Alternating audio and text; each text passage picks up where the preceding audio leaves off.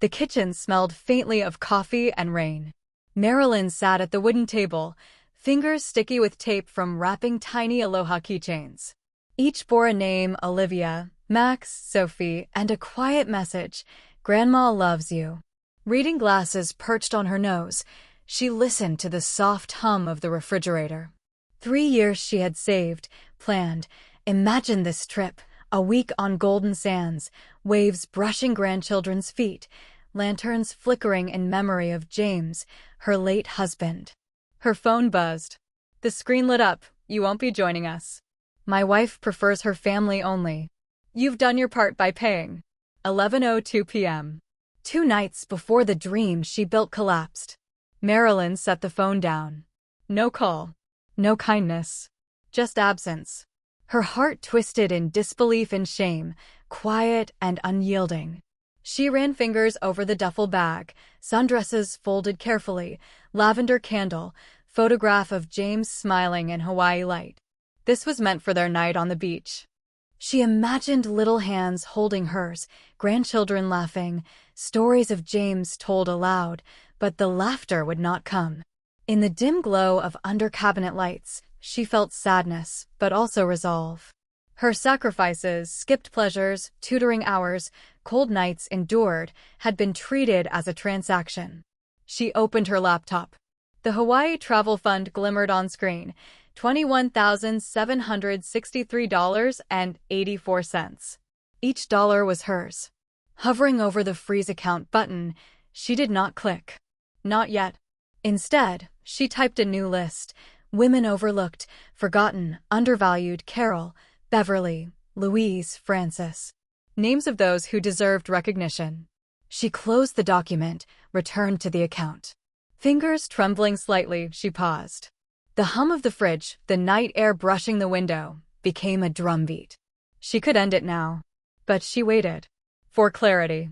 For justice. For something stronger than revenge: freedom. Subtle signs had been ignored for years. Holiday photos without her, whispered remarks, minor corrections in front of children, all a slow erasure. Nathan, once devoted, had become a silent accomplice. She remembered pink tulips in March, heartfelt cards, "My mom saves the day" drawings. Now she was a ghost among plans she'd funded and crafted. Marilyn scrolled the itinerary: flights booked, villa reserved, excursions paid.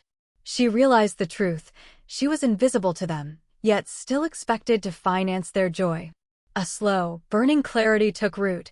She was the vault they assumed would never lock, the bank they believed would remain open.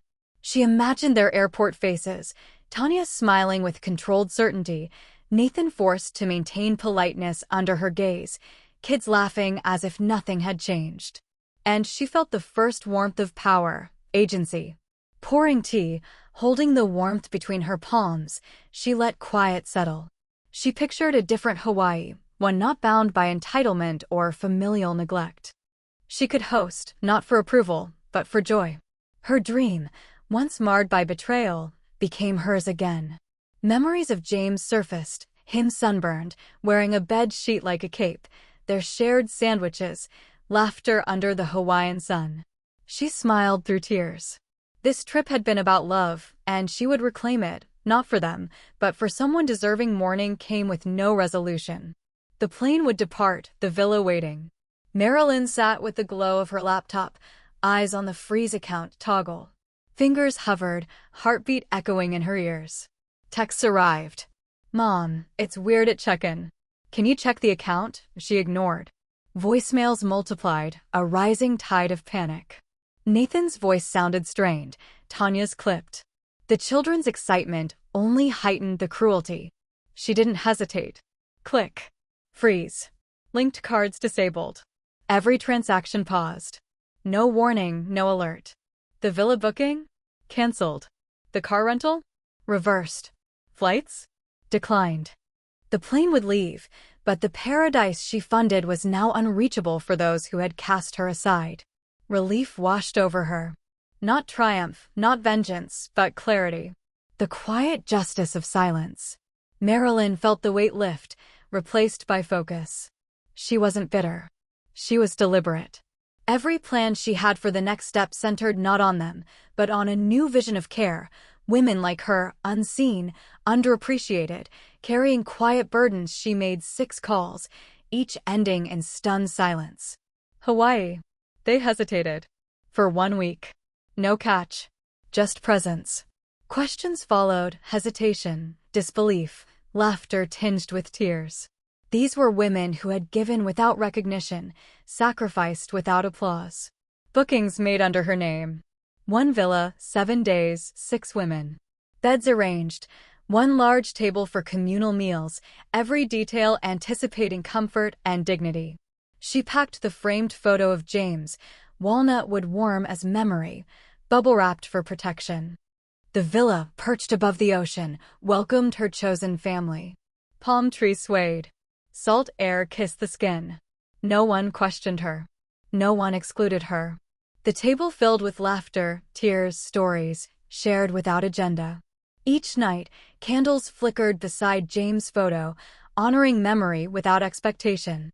Marilyn saw the power of presence, no one performing, no one erasing.